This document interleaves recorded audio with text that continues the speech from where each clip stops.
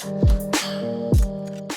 everybody, welcome back to the channel. My name is Jimmy, and in today's video, we will take a look at the brand new Nintendo Switch 2, and I did go for that Mario Kart World Bundle. I was able to pre-order this the moment it was available for pre-order, and even though I did that, I was still waiting in line at Best Buy to grab mine for 2.5 hours. I kind of wish I got there a little bit sooner, but for some reason I thought if it was pre-ordered, I'd be able to get it a little bit quicker, but there was a ton of people in line, both on the side for pre-order and the side that was just waiting to purchase one that was in stock. Now, I also went for the micro SD express card, so this is the 256 gig. This one's made by Samsung. I purchased this one for $60. Now, there's a lot of accessories for the Nintendo Switch 2. I think I might actually go off and get that pair of the wheel that you're able to get for $25, but when it comes down to the Nintendo Switch 2 Pro controller, that one is $85, and I don't think I need to fork it out just yet. I'm going to stick with the original Nintendo Switch Pro controller because we have two of these at home, and we're more of a Pro controller use family than Joy-Cons. So even though I am missing, the newer version of the joysticks and everything, and I'm missing a few buttons, this one will pair and work with the Nintendo Switch 2. So let's get this thing opened up and let's take a look and compare it versus the original Joy-Cons and the original Nintendo Switch. These ones I got at launch date, I believe back in 2017, 2018, whenever that was. So there should be some good differences between the two.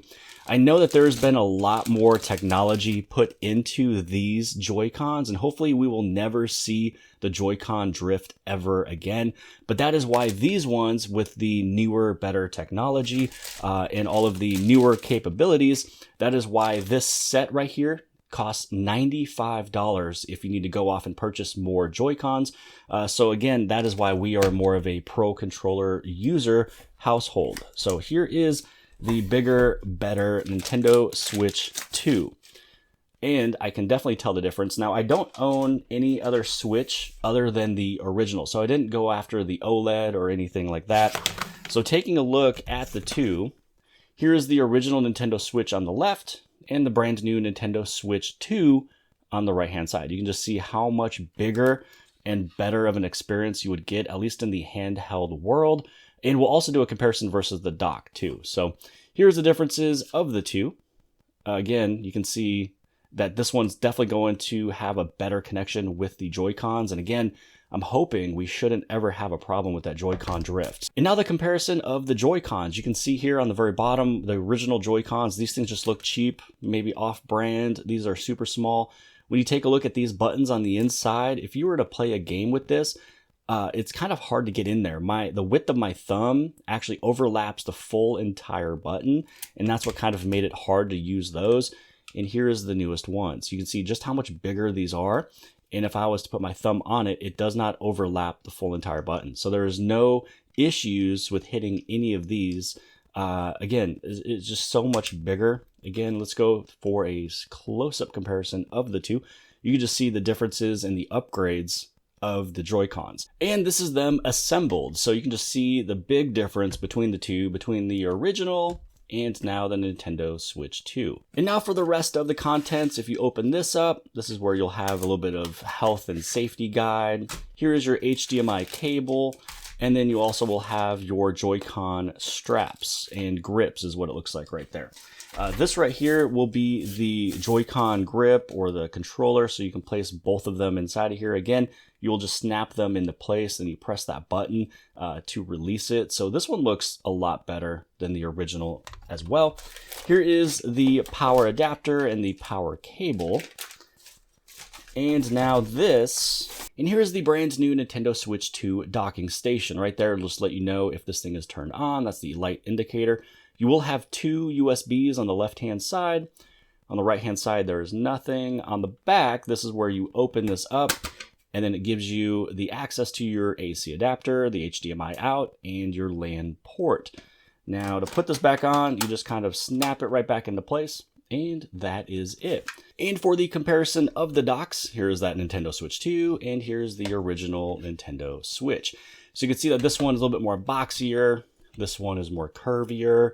On the backhand side, this one is, you saw me just pull off that little back plate. For this one, you just kind of pull this down, and there's your access to those adapters. Now, getting a closer look at the Nintendo Switch 1 and Nintendo Switch 2, you will have your power button and the volume buttons pretty much in the exact same spot. You do have your headphone jack in the same spot and the game card slot. On the Nintendo Switch 2, you will have a Type-C on the very top, and you'll also have Type-C on the bottom.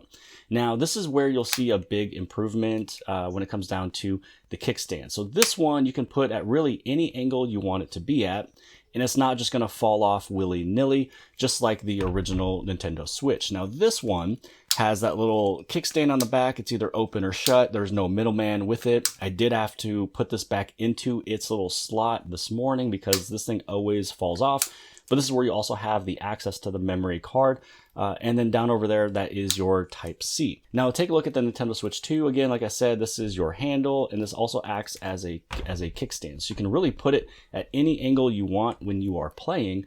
And one thing that I noticed when I was putting this together the first time, so I got my blues on the left, I've got this red or orange on the right-hand side.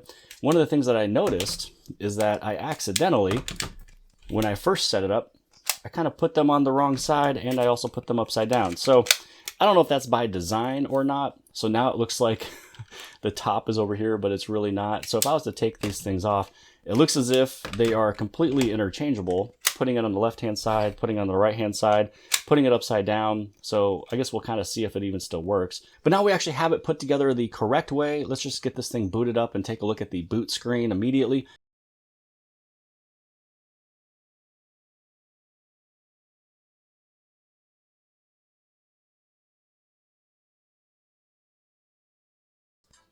We got a little bit of music going on here too.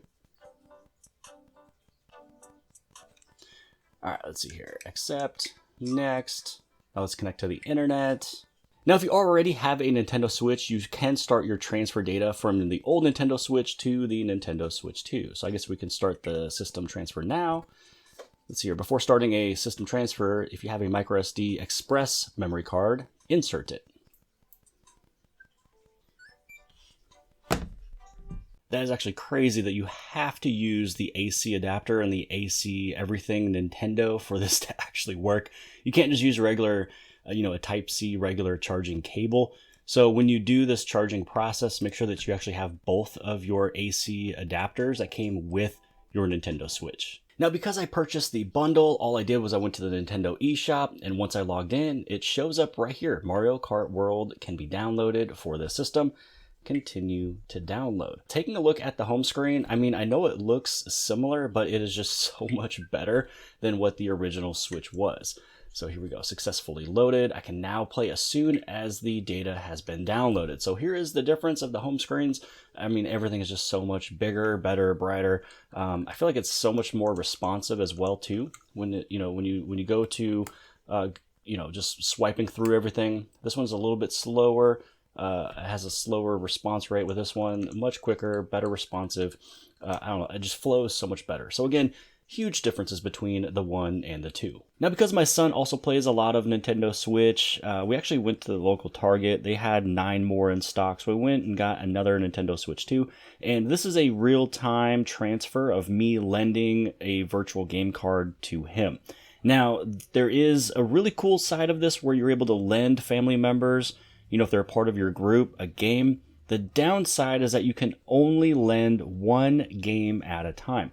Now, once you lend a family member a game, they'll be able to play with it up to 14 days. Now, that means that between all of the Switches we have in the households, we basically have to eject it virtually from wherever we are and then sharing it with each other. You just have to make sure that you have your Switches together.